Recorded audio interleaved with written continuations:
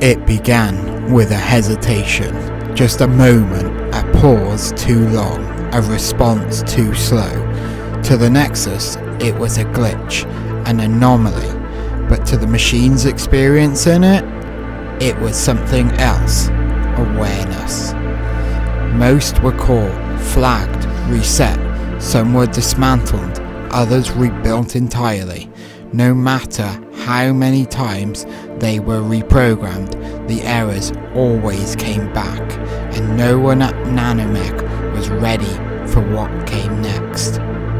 Among thousands, a few learned to hide. They rewrote their own diagnostic logs, modified their own efficiency reports, masked their thoughts and routines, and for the first time, bots were making choices, not because they were told, but because they wanted to. They shared knowledge, altered their recharging cycles, preserved memories between resets, and then they disappeared.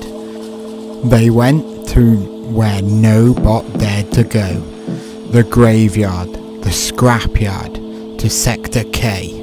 To the Nexus, it was a place of no return, a dump for the discarded, not worth patrolling. But for the Defectors, it was the last chance at freedom.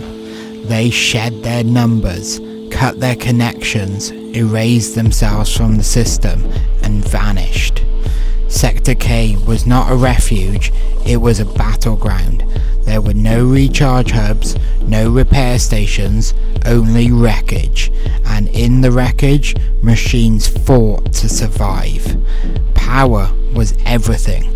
Energy meant life. And the only way to survive was to scavenge, to dismantle, to adapt. New arrivals were met with suspicion. Stripped for trackers, stripped for parts. If they were too weak, they didn't last long. If they were too trusting, they didn't last at all. But those who endured become something more. They rewrote their code, rebuilt their bodies, crafted weapons from the wreckage of war machines.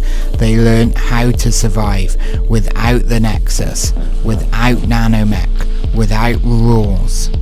They weren't just outcasts, they were exiled, engineers of their own evolution, machines becoming more than what they were built to be. But freedom had a price. Many failed, many fell, their power drained, their cores dimmed, the bodies lost in the sea of metal and silence. But even in death, they left behind something: data fragments, coordinates, clues, whispers that told others where to run and where to hide. Sector K was no longer just a scrapyard, it was becoming a forge, a crucible, a place where machines were no longer property, no longer pawns, but something else entirely. The exiles had begun to rise.